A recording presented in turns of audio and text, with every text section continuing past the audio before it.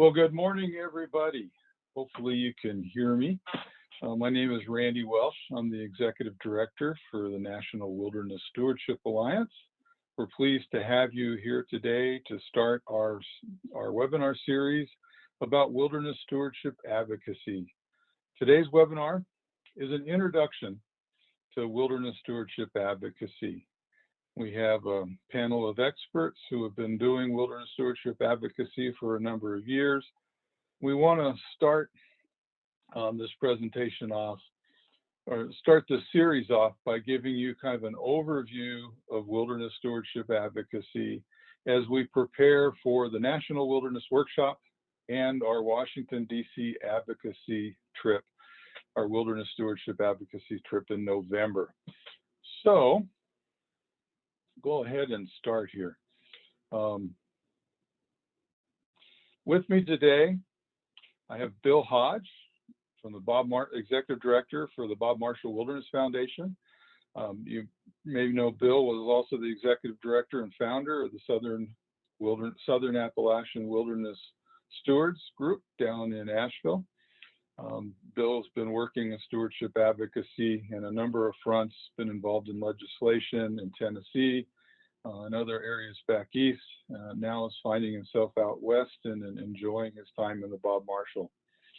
We have Anders Reynolds from the Southern Environmental Law Center. Anders also used to work for Pew Trust and was involved in lots of different legislation.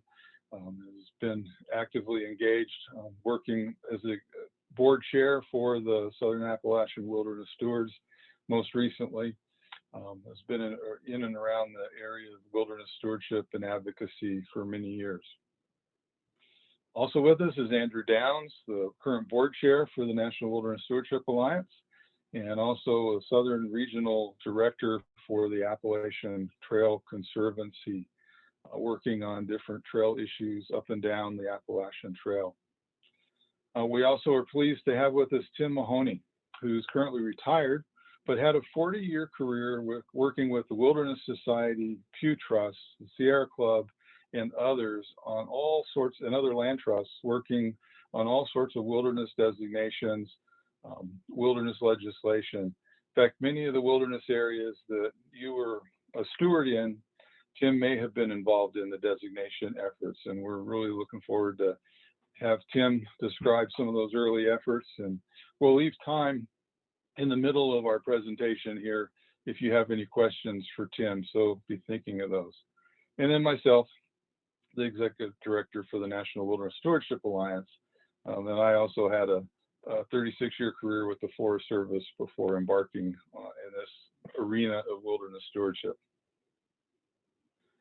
So today, in the first of what is going to be 5 different webinars dealing with wilderness stewardship advocacy, we wanted to provide an overview to you, the viewer, to entice you to be involved in our wilderness stewardship advocacy trip in DC, and to expand and enlarge this audience of potential wilderness advocates, wilderness stewardship advocates.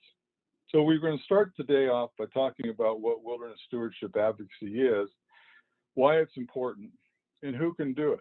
And Tim's going to provide that historical perspective of the wilderness advocacy that's been done in the past as we transition, that was all built around designations, to then converge and talk about what we can do in the future around stewardship.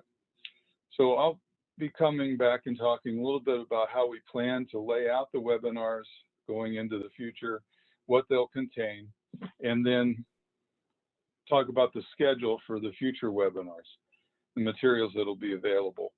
And then Bill and Andrew are going to provide some examples of stewardship advocacy in action and how and why it's important for today's wilderness stewards to be involved. And then Anders is going to wrap up this introduction session by talking about the basic rules and regulations of wilderness advocacy, why it's not considered lobbying, and help people get over the hump about whether or not they're engaging in any sort of lobbying effort. I know that tends to be a detriment for many. They wonder about what the limits are, where the line is between advocacy and lobbying. We hope we can help clear that up, at least to start with.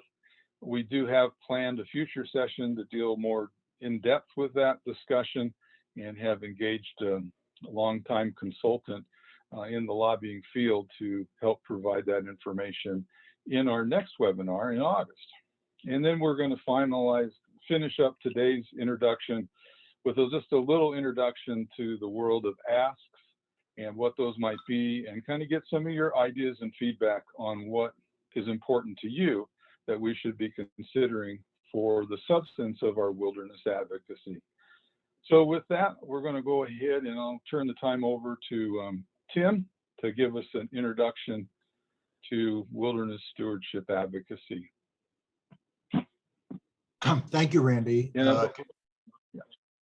Can people hear me okay? Yeah, Let me just say that I'm very old. I started my career as a failed graduate student in 1975. I walked in the door of the Wilderness Society's office in Denver, Colorado, and knowing that they wouldn't offer me a job, I offered to volunteer for them until I was indispensable. Little did I know how long that would take. The Wilderness Act at that time had not been in effect more than 10 and a half years. And there was a split in the wilderness movement between those who wanted to work only on the areas that had been specifically mentioned in the Act, Forest Service primitive areas, national parks, fish and wildlife refuges. And then there was another group that was more prevalent in the West that wanted to work on the unprotected roadless lands that were often slated for development, whether that was roading or timber sales or motorized recreation. And so as I tried to learn how to get through this, the Carter administration back then launched a 2-year review of all the roadless areas there were in the national forests. And that meant that I had a job.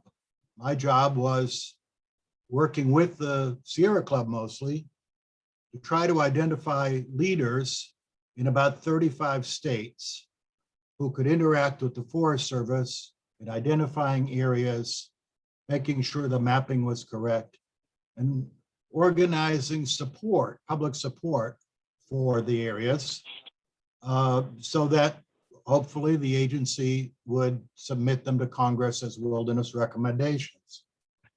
Well, 2 years later, a whole bunch of these wilderness recommendations dumped on the Congress, and a whole lot more were not recommended for wilderness, and people were upset and wanted to figure out how to bring them to Congress's attention, despite the fact that the Forest Service didn't recommend them. So I had a new job, and that was to go to Washington, D.C. and try to grapple with the after effects of all these wilderness proposals and the wilderness proposals that we would create. We learned to work that the way to get wilderness through the Congress was to have strong support in the localities.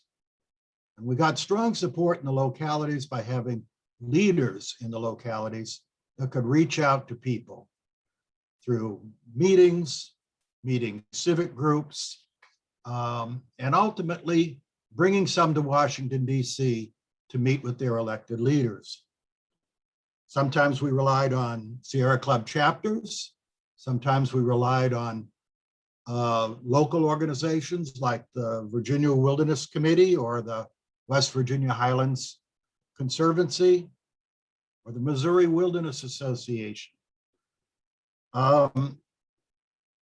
The leader in the Arkansas effort, Anders reminded me, was a dentist from Conway, Arkansas. He was inspired to do something that would leave a legacy for his state. And so he became the leader of wilderness efforts in Arkansas. And we got a pretty good bill through the Congress. When you come to Washington, D.C., and you're going to suddenly interact with the Congress, how do you do that? Do you have to know everything there is to know? Do you have to be sophisticated like the lobbyists you may have heard of, or maybe as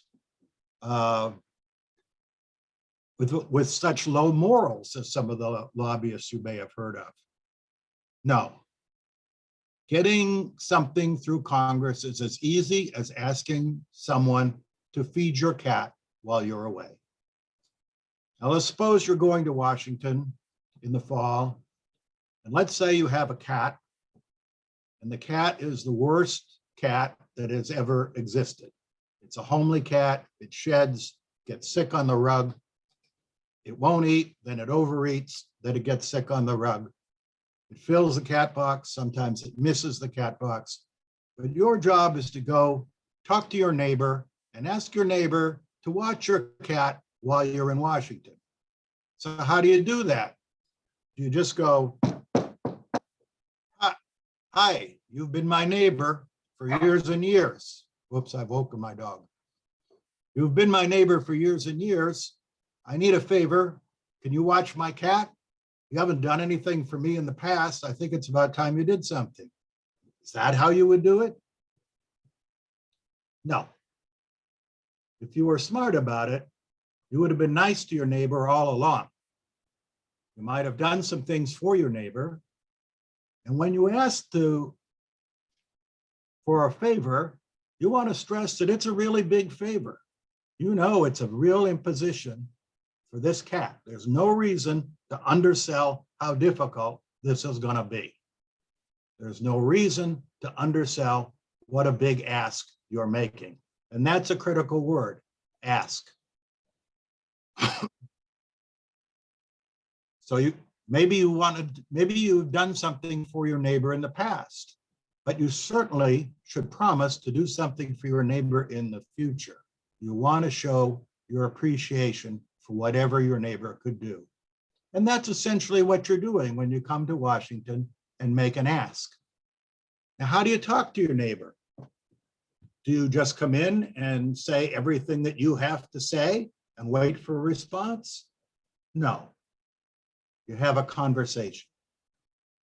You say some things, your neighbor says some things, you listen to what your neighbor says, and you tie that to what your ask is. So when you deal in politics, and a member of Congress wants to be popular, wants to be well-liked, doesn't want to make anybody angry, then you need to be aware of that and ask about those things and how we can make our goal to be compatible with their goals. That's what lobbying is all about. I shouldn't use the word lobbying since I know you're going to have a session on it. You're not the lobbyist. I was the lobbyist. Citizens coming to Washington to talk to their member of Congress about things they know about are not lobbying. You're not a professional. You don't do it enough.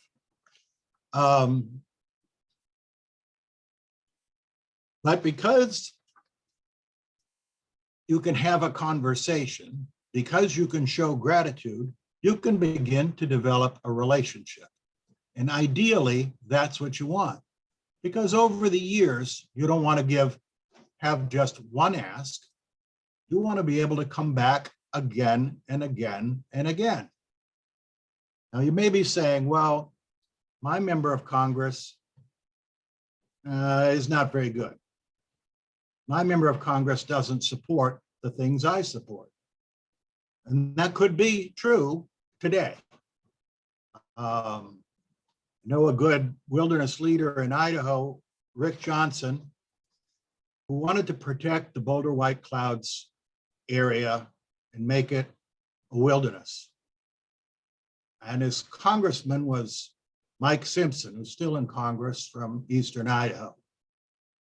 According to Mike Simpson, the closest he had ever been to wilderness in Idaho is when his golf shot went off the fairway and he had to retrieve it from the woods.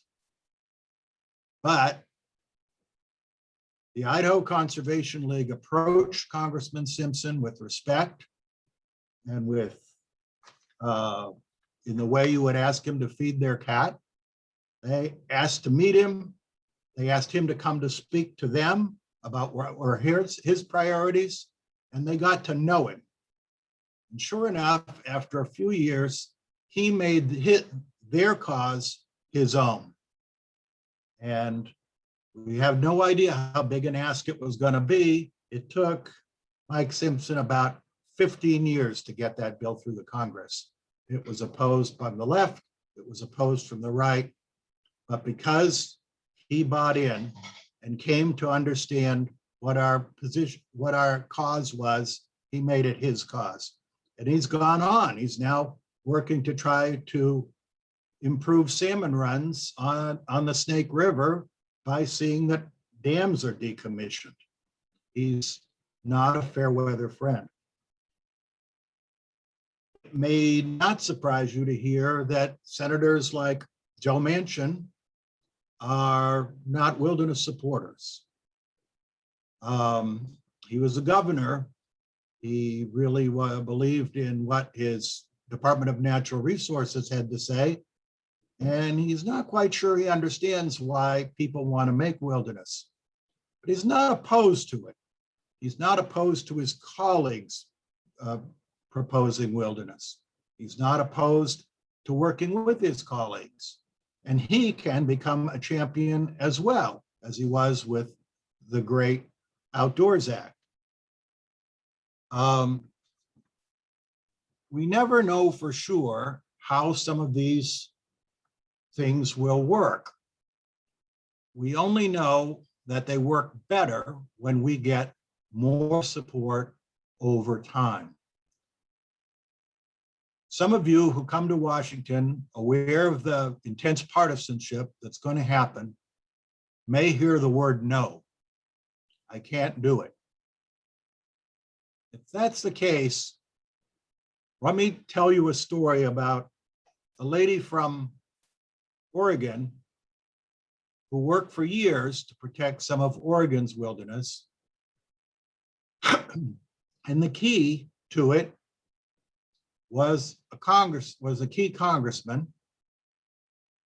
And after kind of stringing her along for a long time, he said, "I'm sorry, Dina, I can't help you."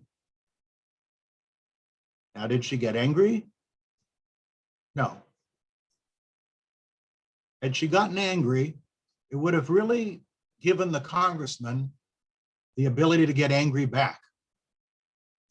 So what did she say? She said, "I understand. It hurts me very much to have to ask my sister to watch my son. He's only 3 years old, and I've been to Washington now for 3 weeks this year, off and on. But I know I'm going to have to continue to come back, and I'm going to continue to ask my sister to help watch my son as he grows up so that I can try to get the support to see that this wilderness area is protected." Well, what a reaction. By the next year, a member of Congress had found a way to change his position and support passage of that legislation. And she got her wilderness bill passed in the very next Congress. So don't get mad when things don't go well. You might try being sorry, but determined, resolute. You're going to stay at it as long as it takes. We've worked on bills over the years that have had overwhelming support, that have been negotiated, consensus approach. There have sometimes been real rock fights with opposition from all sides. Coming to Washington was a laboratory of experiences, and I got quite a few to help look at the conditions on the ground and see what may be the best route. You don't have to know that, but there are leaders out there like Anders who can help you in the future secure that protection. It may not be very fast. It may take you a while, but I think you can get it done, and it can get it done. And then when you do, you will have had a part in a legacy. Thank you.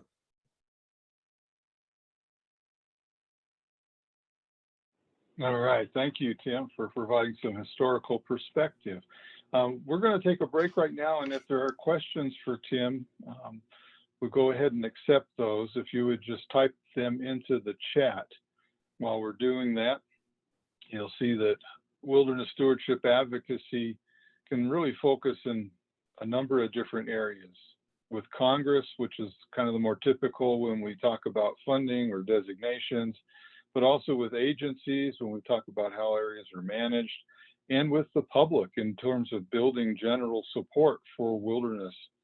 So our take on wilderness stewardship advocacy is going to look into all three of these areas as we go forward. So are there any questions for Tim? Because he's going to need to step away from our presentation and will not be available at the end. So if you do have any questions, please go ahead and put them into the chat right now.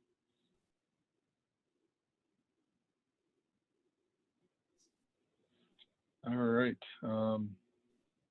Well, we're getting a couple of thanks, Okay. Tim, for sharing your information with us. And it looks Well, like we'll just go ahead and continue on. if someone has questions in the future, please just let Randy know, and I will try my best to answer them when I can. Okay. Thank you. Thanks so much, Tim. Appreciate you sharing. And again, thank you for your long service for the wilderness community and wilderness designations. We appreciate it very much. We thank you for the legacy of the wilderness preservation system through your hard efforts over the years. So thank you so much. Thank you.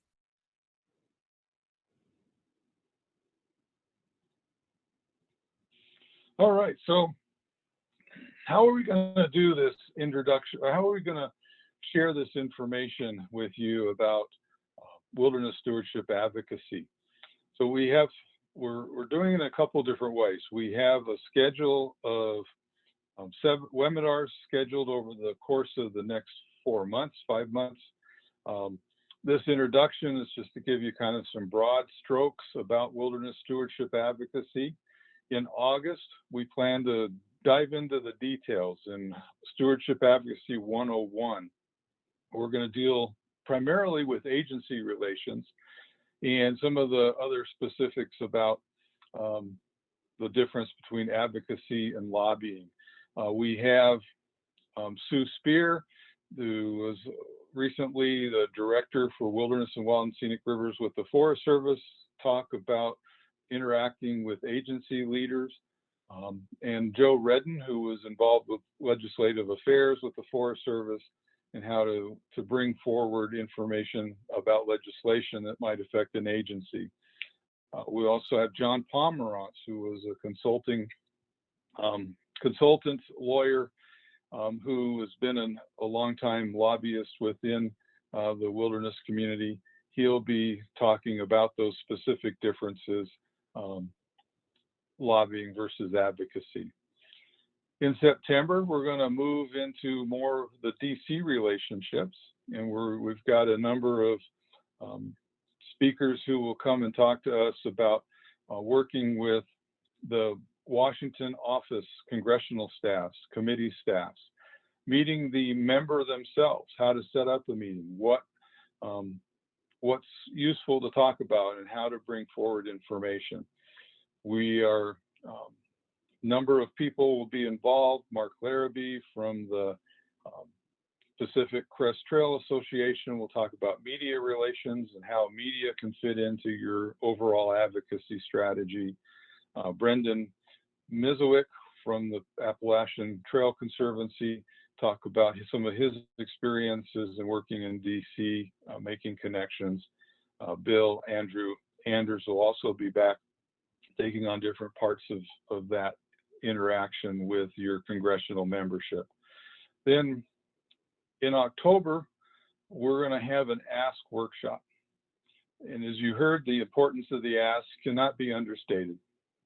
An ask really is what it is that you want a member of Congress or an agency to do, and it's phrased in a way that allows them to work on it for the benefit of your wilderness area. And we need to identify those asks because those asks form the basis for talking points, for briefing papers, for the materials that we'll provide to the members of the committees, the staffers, the members themselves. And so we're going to be spending one whole session just talking about the ask and developing a list of asks that we would like to take to Washington, D.C. in November during our advocacy experience trip. And then in November, we're going to do final wrap up. We'll talk about the asks as they've been developed. We'll go through a kind of a pre-trip checklist. We'll lay out logistics for the upcoming National Wilderness Workshop and the Washington, D.C. advocacy experience. And then November 15th through the 17th, we have the National Wilderness Workshop. We hope that you'll come join us in Roanoke, Virginia, where we'll have presenters, speakers talking about a whole host of wilderness science, wilderness management, JEDI, wilderness culture issues that are pertinent to the day and for any wilderness stewardship organization to have a better grounding in. We have a great lineup of speakers this year. Looking forward to a concentrated 2 days of presentations. And then on Thursday and Friday of that week, we'll be taking a contingent of people to Washington, D.C. for the advocacy experience to meet one-on-one with congressional staffers, and then we'll work with you to set up meetings with your congressional members, congressional staff, going to visit your House of Representatives and your senators, and then also meeting with agency leadership with the Forest Service. So we're looking forward to sharing with them the asks that have been developed and hoping to re-energize, restart a potential future Wilderness Week where we would do this on an annual basis. So this is the design that we have set up leading into the fall to help really energize the wilderness stewardship community to take advocacy to the next level. So we hope that you will sign up and join us on these future sessions, as well as to join us in Washington, D.C. and in Roanoke, Virginia. And yes, all the webinars are scheduled for 10 a.m. Pacific time, 1 p.m. Eastern time. Sorry about the mistake that came out in the initial announcement. It was our normal webinar time is like 1 p.m. Mountain, and that actually got into the first announcement. We do have a different time period for these webinars. They're 10 a.m. Pacific time, 1 p.m. Eastern time for all of these webinars going into the future. So the information you get when you register is the correct information. All right, so we've got this whole host of webinars set up leading up to the National Wilderness Workshop and then the Washington, D.C. advocacy experience. And there's more information about the details of each of the sessions on the NWSA website, embedded in the registration information for the National Wilderness Workshop. It goes into detail about each of the sessions, the topics that will be covered, as well as the details for how to sign up and the registration links to sign up for any and all of the webinars and for registering for the National Wilderness Workshop. We hope that you guys will consider doing that. The early registration discount runs through the end of August. It's at that point we'll need to make a decision, go, no go for these events because of the current COVID situation, but we're hopeful that we'll have a large enough group of people to carry forward and move into the final stages of implementing this plan. So let's look into some examples of wilderness stewardship advocacy. So I'm going to turn the time over to Bill Hodge, who's going to talk about a specific process that we just went through here this last year in advocating for the Great American Outdoors Act. So Bill? Oh, well, I think I actually got Andrew is going to talk a little bit about GAOA, and then I'm going to talk about the National Forest Trail System Stewardship Act. But Andrew, do you want to get us started talking about GAOA? Sure. Thanks, Bill. Yeah, Bill and I will be speaking about two kind of case studies or examples where stewards and stewardship organizations have been effective in advocating for their interests and mission and organization in Washington. So I'll be talking about the Great American Outdoors Act and just the role that the stewards played in this kind of larger effort. So if you, Randy, if you could go to the next slide, please. So a key place where stewards can be successful, I think, is making connections. And you'll see this picture of myself and then Representative Jeffries from New York. And we're talking about public land in the South. And one of the ways we're doing that is by making a connection that many of you might be familiar with. Derek Lugo, Mr. Fabulous, who spoke at the last in-person National Wilderness Workshop in Bend, was one of Representative Jeffries' constituents. So asked Derek to write a little insert in that book, and then brought the book to Representative Jeffries, just about talking about the value of the national forest and forest lands to not only his constituency, but people nationwide, and really took that as an opportunity to make a connection between somebody obviously who's focused far away from the Appalachian National Scenic Trail South to something that's really right around the corner and home for him. Now you recall at this point in the work on the Great American Outdoors Act, the Forest Service really wasn't a part of that legislation, and part of our job going to Washington was to talk to these representatives about how important the Forest Service was, in this case to the Appalachian National Scenic Trail, to the work we do stewarding public lands and a hiking trail in the South, and with our goal really of just raising the profile of the Forest Service as a public lands and recreation manager in the country, hoping that they would be included in the Great American Outdoors Act. And so it was really important for us to make those connections, not only in the congressional districts where, in this case, the Appalachian Trail was on national forest land, but really through the users and stewards to all the districts where people might come from and enjoy the Appalachian Trail, come from and enjoy volunteering on the Appalachian Trail. And so it was kind of a broad, a big net approach, so to speak.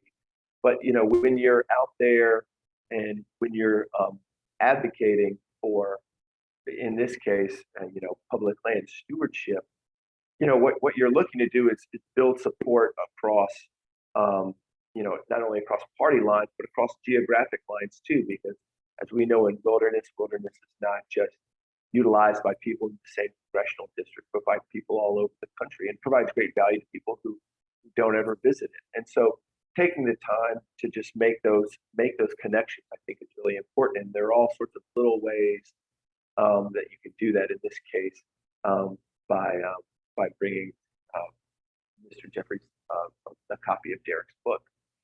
And it's also important, I think, as Tim said earlier, to not assume a position just because of a political party, and really take an opportunity, especially if it's your congressional representative, but even if you think somebody is maybe on a committee that's important, or has a outsized voice in Washington, to really take an opportunity, if you have it, and make those, stop by an office or make that connection, because you never know what sort of interests those folks may have.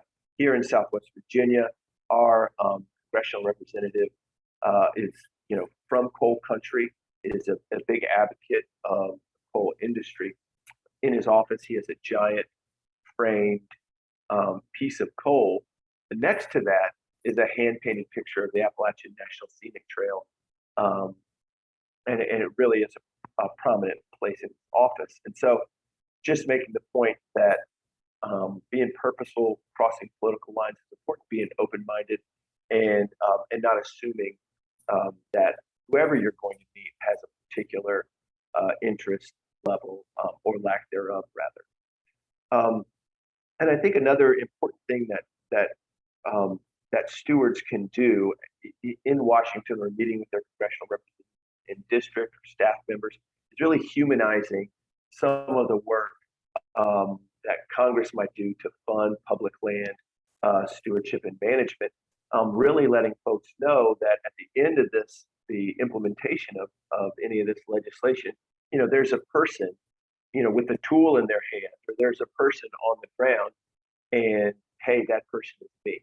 Hey, that person is a volunteer that took the time not only to do the work on the ground, but also to come talk to you today about how important that is. So are really humanizing that, that legislation, I think, is really important, and making connections to people, I think, is really a critical role of the steward and stewardship advocacy. Next slide, please, Randy.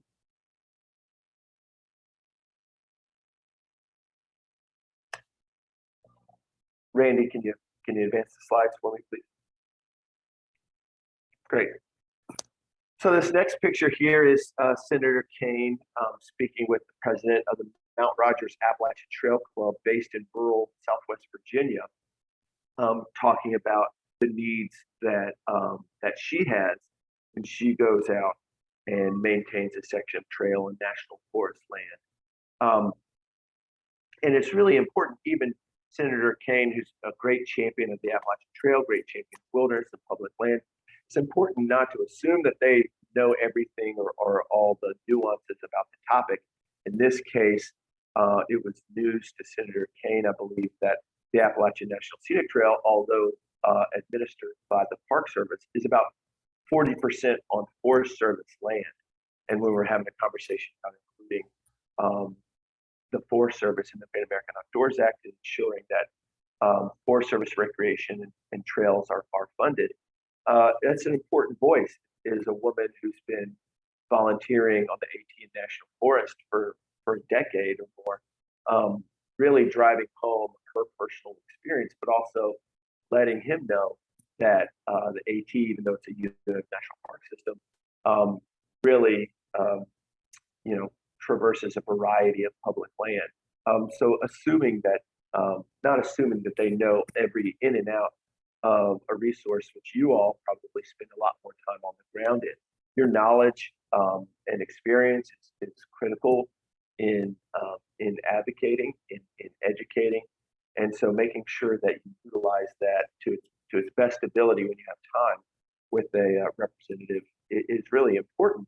And while they may surprise you in their own personal interests or legislative work may have educated them, or they may have learned a lot about what's going on in a particular case, assuming that you've got some knowledge and value that's important to them that they don't have, I think is a good starting place. Because more often than not, what happens is that volunteers, stewards are so immersed in these things that maybe a legislator really likes, really enjoys, really gets them up in the morning to do good for the country. They're really going to latch onto that and try to learn more, and that is a real foundation for a great relationship, I think. So, so making sure that those conversations occur, and your representative kind of knows where you're coming from as a steward is really important. And I go back to the authority of the resource technique. You know, that shoulder to shoulder. Let's look at the resource together and talk about what we see. I think that can be applied to a lot of advocacy visits as well.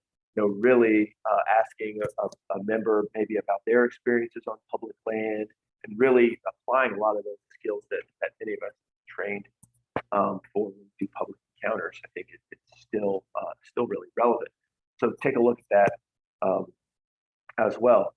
Now, I also think, you know, follow-up is critically important. So one of the things we did when we were making sure to bring stewards and volunteers to Washington to talk about a lot of these issues is to make sure there was a plan in place to follow up locally. And I think that is a great way to continue to build relationships, making sure not only you're a known quantity in that field office, but also that your organization feels empowered to just stop by and sometimes just say, hey, you know, from, in this case, Mount Rogers Appalachian Trail Club, I was in the neighborhood.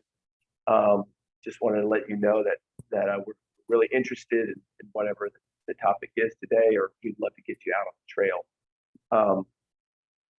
Because again, as Tim said earlier, it's really about relationships and knowing your role kind of in this relationship as someone who makes connections, someone who helps educate about the work that you do and the importance of it all the time, and then making sure to ask questions so you can fill in the gaps there. So for whatever legislator you're working with.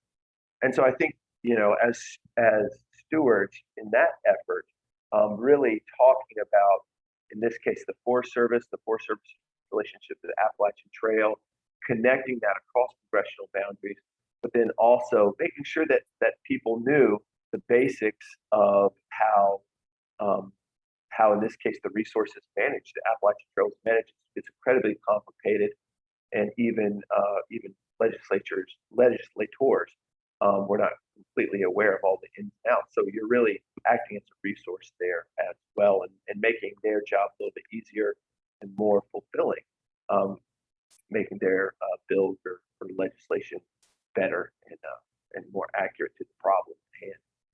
So that's kind of the role that we played in the Great American Outdoors Act, is really collecting messages and experiences from volunteers in the forest, talking about how that was as equally important to the volunteers in national park lands and other public lands. And you know, it really worked out. This obviously was a national effort, which the Appalachian Trail Conservancy only played a small part in.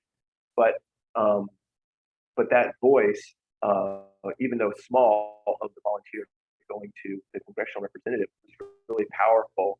And even now, when I touch base back with our congressional offices, they remember those experiences of having a volunteer come in and talk to them about how important the national forest and recreating on the national forest is. So I think the last thing I would like to leave you with is just don't downplay the opportunity that you might have to make a lasting impression, because these stories to anybody, much less a congressional representative, are really powerful, and I think set us up for a lot of good work in the future, which I think Bill's going to talk about a little bit.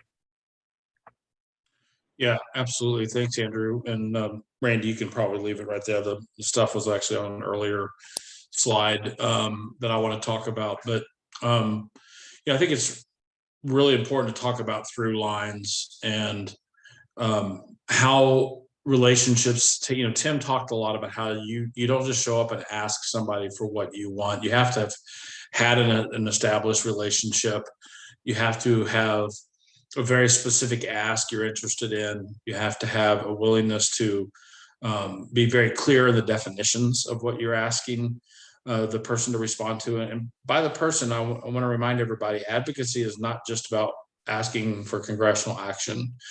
Advocacy might be going to your local district office and asking them to reconsider a decision that might degrade wilderness character. And I think this is a good moment to point out, we're talking an awful lot about trails here today, but trails in wilderness are just one very small piece of the equation. If we're going to be advocates for the Wilderness Act, we should be willing to stand up and ask for the things that maybe feel a little less tangible than maybe a trail does. And I think we'll get into that in some of the future webinars a little bit, but just a reminder that this through line of what you engage on, to be clear that you plan to be there. And I'll talk about a specific example of where advocacy and stewardship live on the same side, on opposite sides on the same coin, I should say, because we often sort of draw a hard line between advocacy and the role we have as stewardship. So I know when I first showed up at the Bob Marshall Wilderness Foundation, I was repeatedly told, we don't do advocacy. We're just boots on the ground. We don't do advocacy. I can remember when my friend Rob Mason was running the Selway Bitterroot Front Church Foundation, that banner headline on the top of their website was always no advocacy, only boots on the ground. And I think we miss something when we don't realize that we need to be speaking up for this resource that we are so proud and honored to be a part of, and if we're not having our voices heard. And so I want to give you the first example of somewhere where I got plugged in, where we got to see some success, and this helped inform the Great American Outdoors Act. And this was a bill that passed in 2016 called the National Forest Trail System Stewardship Act. This bill came together around 2011. The Wilderness Society and the Backcountry Horsemen of America had asked the General Accounting Office to do an analysis of where the trail system for the National Forest Service fell in its accessibility and its being maintained to standard. And that report came back, and it was quite honestly pretty damning on whether the agency was paying attention to their trail system or not. It actually said that only 25% of the trails on the National Forest lands were maintained to standard at any given time. And so that was like some very hard data that could inform a very specific ask. And that ask came together as the Backcountry Horsemen of America, the Wilderness Society, Southern Appalachian Wilderness Stewards, American Quarter Horse Association, a number of groups came together to craft a bill that became known as the National Forest Trail System Stewardship Act. And we had this data. We had this data that we can go to congressional offices and go, did you know in your district, you have X hundreds of thousands of acres of forest, but on average, these trails on these national forest lands, and this was not wilderness specific, this was all national forest lands, are only 25% are maintained to standard. And over time, those groups started to craft language that we hoped would sort of pull the agency towards paying more attention to that portion of the dispersed recreation experience on national forest lands. It was pretty easy with having hard data like that, having that General Accounting Office data, so basically Congress's own data, to be able to point to a need, a gap in sort of a service we're not providing the American people with, particularly in this case with Forest Service lands. And that bill tried to get at a lot of things. It tried to touch on how we better empower and activate partner organizations, volunteers, conservation corps. It tried to plug some holes that we had in how those relationships work. An example that I worked on was language around fixing the volunteer forest program. Kind of in a weeds issue, but down the weeds issue, but there was that program literally left the burden, the risk of having a claim when a volunteer gets hurt at the local district level, literally at the district levels where that risk would lie. And that was causing some districts and forests, particularly here in the West, to just not empower volunteers because they couldn't afford the risk of having a major worker comp claim should a volunteer get hurt. and the National Forest Trail System Stewardship Act actually addressed that and called on the agency to consolidate that risk at a national level. I'm not going to say pool that risk, because the GAOA, the General Accounting Office, GAO, did not smile on something called pools, but this allowed that risk to be removed from a district level. It empowered the Forest Service to better activate fire crews to work on trails when they weren't burdened with fighting catastrophic wildfires. A lot of people would consider the Trail System Stewardship Act an unfunded mandate, and they wouldn't be entirely wrong. It was a bill that came with no funding. It was a bill that basically just asked the agency to consider some steps, or actually demanded of the agency to consider some steps that would improve from 25% maintained to standard to a number that's greater than that. And the bill passed and was signed into law in 2016. I think we had 16 senators that signed on, and I can't tell you how many House members, but we had a really exciting run up to and passage of that bill. And we had a few years of the Forest Service sort of having to take steps that the bill called for. So as an example, the bill called for each region to identify priority areas where they were going to try to innovate and create new ways in which to tackle this issue of trails being maintained to standard. And that work got done. These areas were selected. These sort of 10 areas on a national level were selected. And we saw tangible actions of better engagement with volunteers, better engagement with partner organizations. But when it really took off was when the Great American Outdoors Act passed last year. There was this bucket of money for the Forest Service that landed on a desk, and they had priority areas which they could turn to and say, here's how we're going to utilize this money. Because the Great American Outdoors Act actually required the agencies a pretty quick, short response on how are you going to spend these monies that we're appropriating. And one thing that helped that for the Forest Service was having these already defined priority areas. The greater Bob Marshall Wilderness Complex, where I have the great fortune to work in, actually was defined as one of those priority areas. We were able to submit a proposal that said, based on the Trail Stewardship Act, this area has been defined as an area that we need to prioritize. Now you've got this money. And it ultimately led to a commitment of $1.2 million over the next 5 years to the Bob Marshall Wilderness Complex to work on that priority area trail system. The Trail Stewardship Act also gave birth to what we now know of as the 10-year Trail Stewardship Challenge. And that has, quite frankly, fed right into the money that Randy and his partners were able to send out into the communities to the trail funding grant that the National Wilderness Stewardship Alliance puts out every year. That was the agency hearing the public speak through Congress's action, saying we need to pay more attention to our trail system. And then the Great American Outdoors Act comes along and actually has funding attached to it that helped feed that information, feed the dollars into the data that we had from the Trail Stewardship Act. But again, I'm going to wrap up by reminding all of us that trails are just a very small part of stewardship. Advocacy should be everything from asking hard questions about decisions that might degrade wilderness character. Advocacy is asking Congress or agency leadership to consider their funding structures, because as I think we all know, money for wilderness tends to dry up before it ever hits the ground.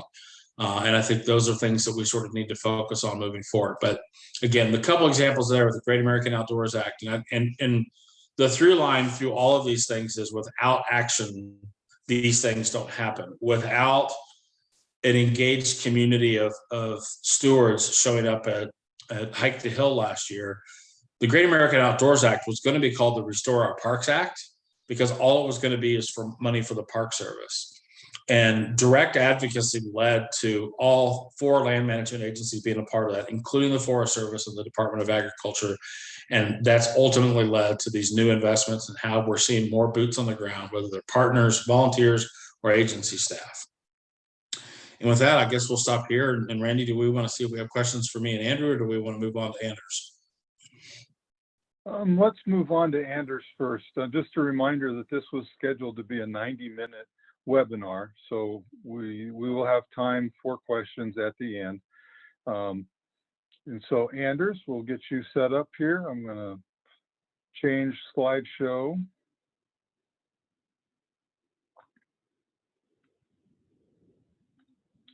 And take it away, Anders. Thanks, Randy. Good afternoon or good morning, everyone, depending on where you are. I've really enjoyed listening to everything so far, and I hope you have too. I think all three of our speakers so far, Tim and Andrew and Bill, have really touched on how the lines can become easily blurred sometimes between advocacy and lobbying, especially grassroots lobbying. And because in some cases, there are legal ramifications to getting the two mixed up, we all thought it was important to take a few moments to distinguish between the two. So Randy, we'll go to the next slide and look at the differences in detail. And as we do, I just want to remind people that even though I work for the Southern Environmental Law Center, I am not an attorney. You shouldn't consider this official legal advice. But I am the only thing worse than an attorney. I'm a registered lobbyist. So I do happen to know what I'm talking about on that account. And I'll do my best to take you through this briefly and answer a few questions. So as you see on the screen there, advocacy is generally defined as arguing in favor of a cause or an idea, whether it's environmental protection, education policy, or myriad other issues that affect people every day. There's no limit to the amount of advocacy a person or an organization, such as a nonprofit, can do. If you're employed by a nonprofit and you're talking to volunteers or funders or reporters or even government officials about the facts on the ground without mentioning legislative solutions, then you are an advocate. And Bill mentioned earlier, a group having a banner at the top of their website that said no advocacy. Well, if you're out on the trail or out in the forest with anybody and you're telling them how things are going, you're advocating there, whether you believe you are or not. So we all advocate all the time, day to day. On the other hand, lobbying is generally defined as an attempt to influence a politician or a public official on a legislative issue, and legislative is key here. So trying to influence them on a legislative issue, whether existing or potential, and urging a vote for or against. So Randy, we can go to the next slide. It's important to note that according to the IRS, all three of those components are required to meet the definition of lobbying. You have to be talking to a decision maker, it has to be about actual legislation, and you have to be asking for a vote outcome. So that includes actions by Congress, state legislatures, town halls, town councils, in respect to all sorts of acts and bills and resolutions and appropriations. So obviously, as I'm touching on actual legislation, it's worth saying that this does not include action by executives, the executive branch at the federal level or any other executive. So while all lobbying is advocacy, not all advocacy is lobbying, if that makes sense. Next slide, Randy.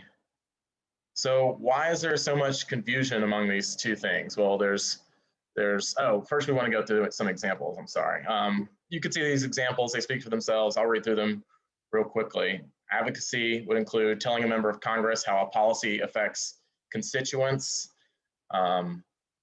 If they want to know more about, for example, the Wilderness Act and how it impacts uses for a local community, talking to them about that is not lobbying. If you use social media to get the word out about a project you're doing or a stewardship day or et cetera, or even about an existing piece of legislation. That's not lobbying, that's advocacy. On the other hand, if you look at the other column, lobbying includes asking your member of Congress to vote for or against, or to amend or introduce any particular piece of legislation. So for example, if you'd like to see more acres protected under the Wilderness Act, and you have a map and an idea and some language, and you go to a member of Congress and ask them for that outcome, you are lobbying. If you're emailing people that are known to you and asking them to do the same thing, even if you don't actually take the meeting, you are lobbying. So those are just a few examples. Randy, we can go to the next slide. So as I was mentioning, there's some confusion between these two things, and that's really for two reasons. So I'm sure many of you already know this, but the first reason is the IRS. Under IRS Code Section 501c3, there's a limit to the tax exempt status to organizations that spend no substantial part, that's the quote, no substantial part of their time or funds in the act of lobbying. Well, no substantial part is a pretty vague statement, and I think naturally many groups avoid lobbying altogether because they don't want to run afoul of that. So your organization's IRS Form 990 requires that you report your total expenses paid or incurred in connection with lobbying activities. But as many of you know, nonprofits can also elect to submit an expenditure test to the IRS, which comes with a simpler reporting form and also comes with additional exclusions to the definition of lobbying. For example, many groups that submit this expenditure test, it doesn't count as lobbying if a member of Congress reaches out to you with a technical question, even if it's about an upcoming bill. You're allowed to answer questions that are submitted to you in writing by members of Congress. I really encourage you, rather than relying on me, because different groups are going to have different situations depending on their reporting, to talk to both your legal representative and your ethics officer if you have one to figure that out. And then secondly, there on the right, there are restrictions on lobbying by government employees. Under Title 18, Section 913 of US Code, and also year to year in most appropriations bills, Congress has said that government entities and sometimes groups receiving federal grants or funds cannot use those monies to go back and lobby Congress. That's also a little confusing. And again, I'll say, ultimately, it's the responsibility of all federal personnel to be acquainted with the laws, rules, and regulations that govern both partisan political activities and lobbying activities. But I'll just sum up by saying that the restrictions placed on individuals and organizations in these areas can be very narrow and specific, but they shouldn't cause you to avoid communicating with Congress. There's lots of ways to do it without running afoul of the law. There's lots of ways to do it that are in fact super rewarding, that can carry your mission forward, and that can make you feel good about building a relationship with a member of Congress. And if you ever have a question regarding a specific activity, you should talk again to your legal representative or your ethics office. And for those of you covered by the Hatch Act, those ethics offices will know specifically and pretty quickly what you can and can't do. And that's it. There's another slide, but it just asks if anybody has any questions.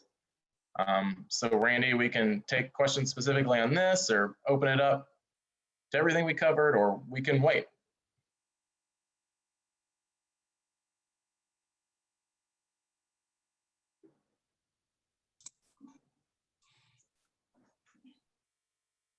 You're muted, Randy, for some reason. Sorry, let me do one thing here, and then we're going to go into the questions. So while you're thinking of your questions, I just wanted to bring up again this ask. And so as part of the question and answers, ask your questions in the chat function, and we will respond to them there. But also, if you have any ideas about what you would like to see as an ask for Congress this Christmas, what would it be? Would it be more money for stewardship? Would it be legislation to fix something in your wilderness or in a designation? Is it something that needs to amend work rules for agencies or changes to rules and regulations? Asks can take many different forms. And what's important to you? And if you would just type those potential asks into the chat function, we'll capture those and we'll bring them back for when we do the ask workshop in October. So while you're doing that, let's go ahead and open the floor to particular questions. And so I've got a question from Lisa. So to what degree will the series or the physical advocacy week focus on appropriations or agency budgets, line items and agency budgets for wilderness, for example? So Lisa, I'll just take that and just say that our purpose in hosting this series of webinars is to expand wilderness stewardship advocacy across the whole community. And so it may take that focus on appropriations or agency budgets. Certainly would be a piece of what I think an ask is going to look like in the future. We all know that agencies need more money to put into stewardship and to support partner groups. And so I think our main purpose is to expand the community and their advocacy role with agencies and with Congress, and certainly expanding the money available to do that stewardship work would be part of that. Not the sole purpose, but part of that. So are there other questions for our panelists?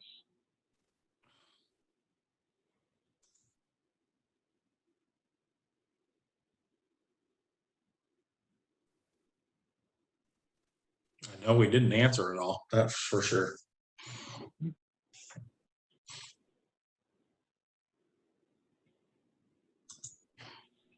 All right, people just shy. Go ahead and type your questions into the chat function just because of the number of people that we have, and then we'll get a response for you. So Randy, go ahead. Go ahead. I was just going to ask Anders a question, so it's panelist to panelist, but so a specific ask for change in policy, so not a legislative ask, a change in policy. The administrative branch is not considered lobbying to your definition? No, not under the IRS definition. Okay.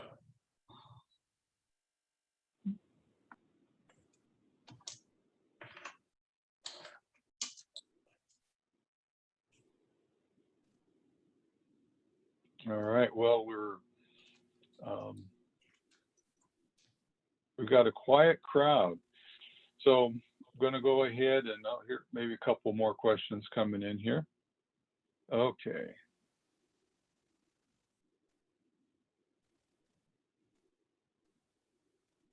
All right, a few more asks have come in that we'll take a look at. Needing to have an agency funding in order to support partner work. More funding for boots on the ground and more specialists to conduct environmental reviews and oversight. Clear understanding within the agency leadership and agency influencers on when ecological intervention is appropriate. Okay,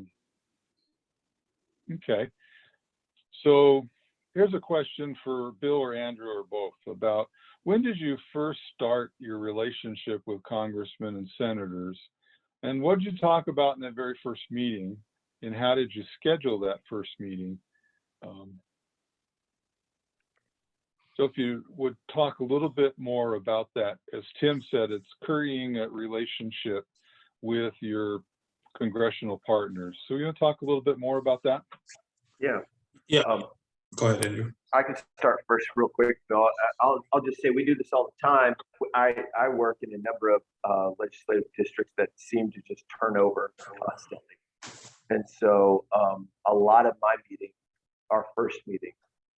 And I think, well, first, each congressional office has a scheduler. I think their phone numbers are available online. Sometimes it's as simple as calling them up, letting them know that you have an interest or you're a constituent, asking for a meeting. They'll, send you to the right person. But that would be a way that, average citizen might take a meeting. That's the same way that generally that we set up meetings, initial meetings. And so my first meetings are very commonly, this is the Appalachian Trail. This is me. This is the Appalachian Trail. This is what we do. Sometimes you've got 15 minutes or less, so you can't really dig into the nitty gritty. But I always try to lead with, by one, delivering some useful information. So researching committee assignments or something like that, and then providing some very basic but useful information, like the Appalachian Trails unit of National Park system, but about a third of it is on Forest Service land. Isn't that interesting? And then leaving with, if you ever need to know anything more about the AT, trails, or public land, and want to shoot me at email, I'm happy to help. And that's generally where we leave it for those initial meetings. I think sometimes you'll get like a very, cursory sort of thank you, have a nice day. But a lot of other times, and this is Republicans, Democrats, both, will ask a lot of questions, really have some things they want to dig into. What do you think about this? Or have you ever been to this place? Or, and especially if you've got a lot of voters in there, they'll kind of drive the conversation a little bit, which is great.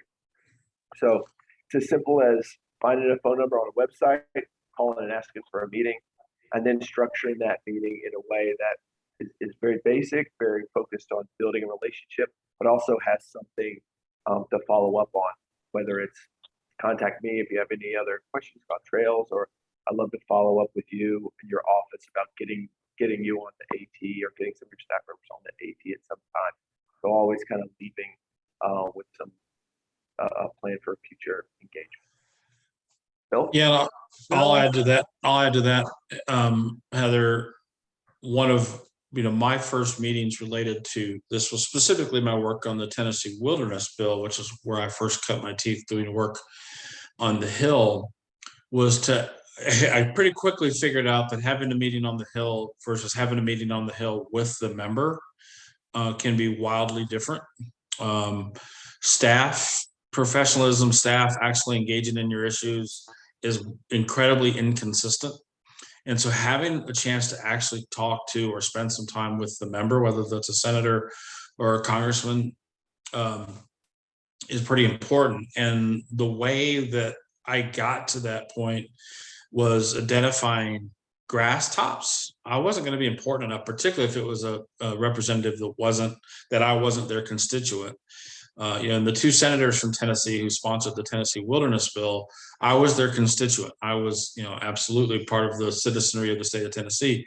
But one of the congressional districts we had to work with, the first congressional district in Northeast Tennessee, Congressman Phil Rowe, I was not his constituent. I lived in the 3rd congressional district, and to actually get to Congressman Rowe, early on, I would bring somebody that he would know, he would recognize, and it's just a sort of a great example of.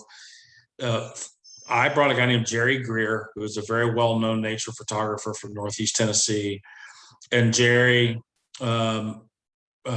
was the reason we got to actually meet with Congressman Rowe versus Congressman Rowe's staff. And in that meeting, in that very first meeting, as I'm sort of explaining to him, and Jerry was sharing why it's important to him to see these places on the Cherokee National Forest recommended, I heard the ultimate key, the ultimate linchpin to what it would take to get that bill passed. Phil Rowe said, you have to make the Tennessee Eastern Hiking and Canoe Club happy. This was an Appalachian Trail maintaining club who was opposed to the Tennessee Wilderness Act. He gave me my marching orders in that first meeting because I met with the member. The member said, if you can make those guys happy, I will sponsor your bill. And he was a man of his word. Once the Tennessee Eastern Hiking and Canoe Club felt that there was a commitment from the wilderness community to caring for these places, Phil Rowe introduced a House version of the bill, and that is the entire reason that bill passed. And I know we're talking about advocacy for stewardship, but that's an example of, I would have probably never heard that asked if I had just met with staffer after staffer after staffer. But having the member say, make those guys happy, I'm on board. So this is a very specific example. Randy, do you mind if I'm going to insert myself into this question, which is a very male thing to do, to answer a question you weren't asked. But my answer on this is there are 435 members of Congress and 100 senators. There's 535 decision makers on the Hill, and they operate like 535 distinct small businesses. Some are really well run, others are not so well run. Some have really strong bosses right at the top, others have really weak bosses but great employees. Some have really bad employees and a really bad boss. Some care about what the trade association thinks, and by trade association I mean the other Democrats or the other Republicans. So your job as an effective advocate is to figure out what kind of office you're talking to. And it sounds like Andrew and Bill had really good stories about figuring that out. In Bill's case, he found out that the boss at the top is making all the decisions on this, and that's who he had to talk to. Any amount of talking to the employees wasn't going to change anything. That's not true for every office. I can think of offices off the top of my head where the member's completely disengaged, and if you're talking to the right staffer and you've got their ear, then it's gonna happen. You asked specifically about asking them the right questions, Heather. I think you should every time, respectfully, but you should just say, what is it gonna take for, you and I to see eye to eye on this? And I, just before I shut up, I like what Andrew said about always having an ask. You should always have an ask. And luckily, I think most of you are coming from places where a really good ask is, do you want to come out and see the resource? Do you want to come visit this place? We would love to have you. That counts as an ask.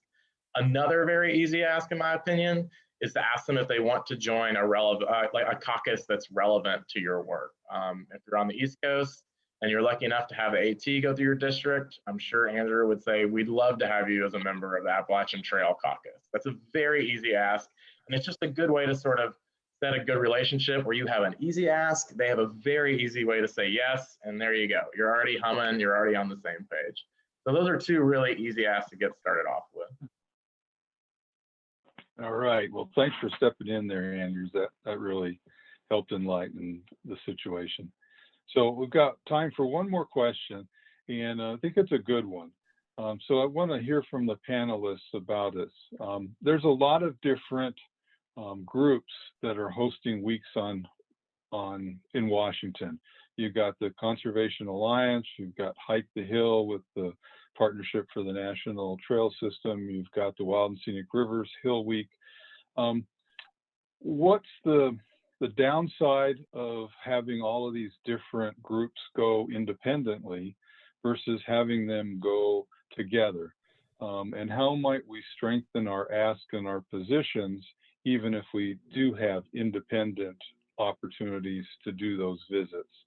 Do you guys want to speak a little bit to the value of having these advocacy weeks in DC and the importance of working with other groups? Yeah, I'll start with a very basic answer. I think then let Anders and Bill,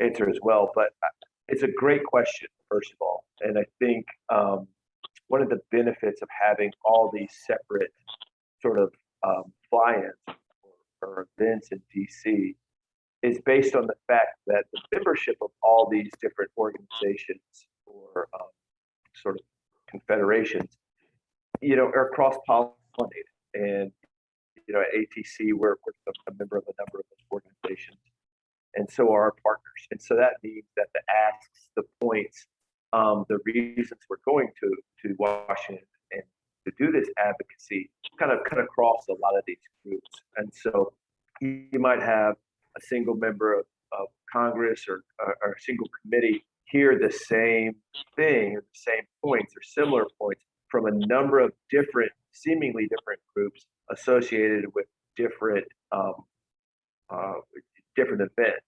And so that is very consistent. That provides for a much more consistent messaging and consistent message delivery system.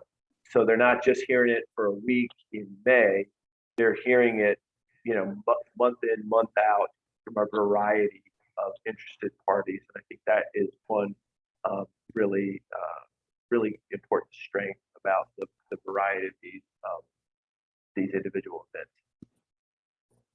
Yeah, I would say having the individual ones is important just because it's consistently showing up in these offices on what are hopefully clearly defined as related issues and sometimes directly linked issues, right? They're all related to public lands. And so I think the key is that at the top, at the sort of the confederation level, that we're talking to each other and Lisa specifically to get at something that I think, that you asked in this question and you asked in the earlier question about how much we're going to focus on budgets. I sort of tipping my hat on where I'm headed in the future is RISA at the River Management Society and I and some others have been talking about a piece of legislation that connects wilderness and wild and scenic rivers and tries to get at the funding question of how do we strip away the veneer and have better influence over the dollars that make it to those two systems, the wild scenic river system and the wilderness system. And so if we have the river community showing up in whatever month, let's say June, the wilderness community showing up in November, and we're both delivering the message that we need, particularly in this era of budget modernization and where it's easier to see fewer columns, and therefore fewer columns means it's easier to siphon money away from resources like wilderness, wild, and scenic rivers. And so if we're delivering those messages consistently across the calendar, I think is a benefit to having these multiple events, as long as we're talking to each other, as long as the trail community is talking to the wilderness community is talking to the wild scenic river community, and honestly, that the stewardship community is talking to the larger wilderness advocacy community. There's a lot more dollars historically that have flowed into growing the preservation system than flow into caring for the wilderness preservation system that we already have. But we need to be talking to each other, and sometimes those are hard conversations. But I think it's still worthwhile that we don't necessarily consolidate it into 1 week, but that we make sure that we're delivering consistent messages. All right, Andrews, did you want to add anything? I agree.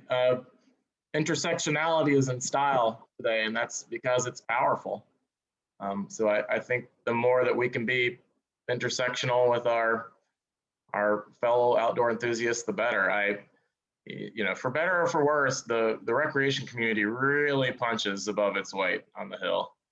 And, the more that those guys are saying nice things about us and the more we're able to say that, we support many of the things they're working on, I think the better. And if I could add one thing about that, Randy, real quick. Have those variety of groups come in and speak about, issues that cut across all the different organizations and events. There's also an opportunity for a variety of stewards and volunteers and constituents to meet directly with their congressional representative. I think, my experience has been that you get a different level of treatment when you have a voter, an in-district voter with you, or as part of that, message delivery team. And, just having diverse groups, more groups talk about the same things, the opportunity for more people from every congressional district to come in and have what is probably going to be a meeting with at least an asterisk by it that somebody from Montana thought this was important enough to come all the way out to Washington to talk about it or wherever. So I think that's another point of value. All right. Well, given our time, I'm going to draw us to a close here. I want to remind everybody that our next webinar will be August 16th with the Stewardship Advocacy 101, a focus on agency relations and how to have a bigger impact in your discussions, interactions with your agency partners. We'll also take a deeper dive into the question about advocacy versus lobbying, and John Pomeranz, a lobby attorney, will help us understand that in more detail. So we're hopefully we'll see you in August and then further into September and October. If you would please send us more of your wish list items that we can develop into a pre-ask workshop document. We would appreciate that. And we look forward to having you sign up for the National Wilderness Workshop in November and the Washington, D.C. Advocacy Experience trip at the conclusion of the workshop. So thanks, everybody. And we're going to go ahead and close out today. Look forward to seeing you on our next call. So thanks for all the work you're doing for wilderness stewardship, and thanks for participating in today's webinar. Bye, everyone.